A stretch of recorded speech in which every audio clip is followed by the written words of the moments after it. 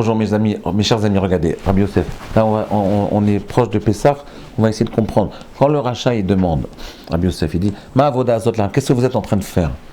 Le père il répond, Ba'avour za sa shamli metzetim mitzrayim. Qu'est-ce qu'il veut dire? Il dit, fais les mitzvot. Bon, c'est pas une question, ça, c'est pas une question-réponse. Il n'y a pas de discussion, il n'y a pas de dialogue là-dedans. Donc en réalité, le Beth Halevi, il explique cette discussion-là et il dit qu'en fait, le rachat et son père, ils ont une discussion entre Sartre et de Beauvoir, si vous voulez. C'est-à-dire, est-ce qu'ils disent, ils disent, est-ce que l'existence précède l'essence ou l'essence précède l'existence?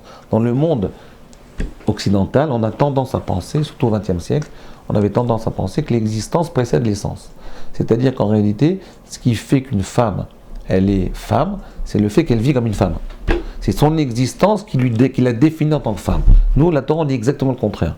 On dit qu'en réalité, chaque être, il a une essence. Cette essence-là, l'existence, elle permet de dévoiler cette essence. Vous comprenez, Rabbi Yosef? C'est-à-dire l'existence permet de dévoiler l'essence. Qu'est-ce que ça veut dire? Ça veut dire que quand vous vivez, vous dévoilez un peu ce que vous êtes. Le fait d'avoir du chemin dans sa vie, si vous vivez d'une façon un peu plus profonde que la majorité, que la moyenne, vous arrivez à dévoiler votre essence à travers votre existence. Donc le but, c'est l'essence. C'est exactement la discussion qui est entre le rachat et son père. Le rachat, il dit, mais qu'est-ce que vous faites? Il voit existence. Qu'est-ce que vous faites? Il voit que le côté buzz, que le côté qu'on peut mettre dans les journaux, qu'on peut décrire. Il voit que le côté descriptif de l'histoire. Le père il dit, mais tu comprends rien, arrête d'être superficiel, essaie de rentrer dans la profondeur. Toute l'histoire que Akadosh Baruch Hu, il nous a fait vivre, c'est uniquement pour dévoiler l'essence du peuple juif, le fait de faire des mitzvot. C'est ce qu'il lui dit.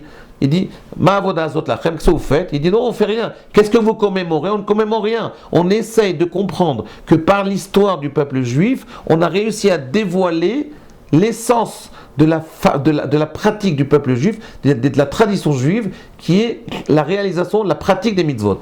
Le fait d'étudier la Torah, la pratique des mitzvot, le fait de prier, c'est une essence qui s'est dévoilée grâce à l'histoire, grâce à ce que toi tu décris. Qu'est-ce que vous êtes en train de commémorer? Quand on fait la soirée du Seder, on ne commémore rien du tout. On dévoile une essence qui est en nous, qui a été cachée, qui a été voilée, par le fait de faire la soirée du Seder. La soirée du Seder, si vous voulez, elle nous permet de dévoiler notre envie profonde de faire les mitzvot.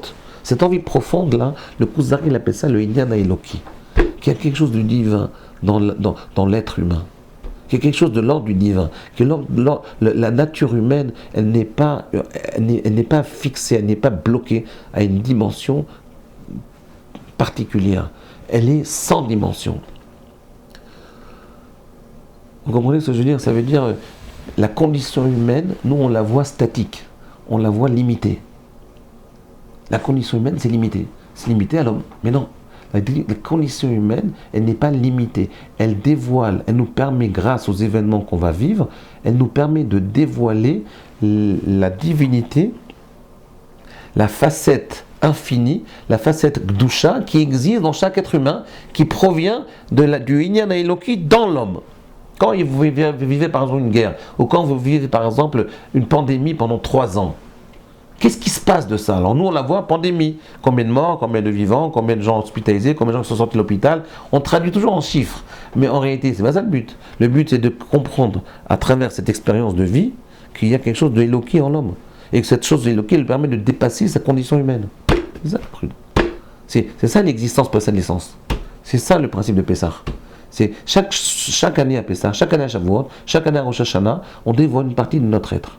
Et en la dévoilant, on devient quelqu'un qui est plus proche du divin. Parce qu'on a dévoilé le Inyan Eloki dans l'humain.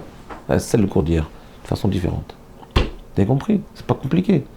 Ce n'est pas compliqué. C'est juste de vous dire, arrêtons de voir, toujours de décrire les événements comme quelque chose de chiffré, qu'on peut décrire. Il y en a marre. Il y en a marre de vivre toujours superficiellement.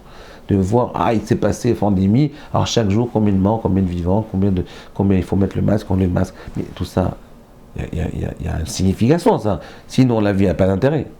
S'il n'y a pas de signification à tout ce qui se passe, s'il n'y a pas d'intérêt, il y a des guerres, il y a des pandémies, il se passe énormément de choses dans notre vie personnelle.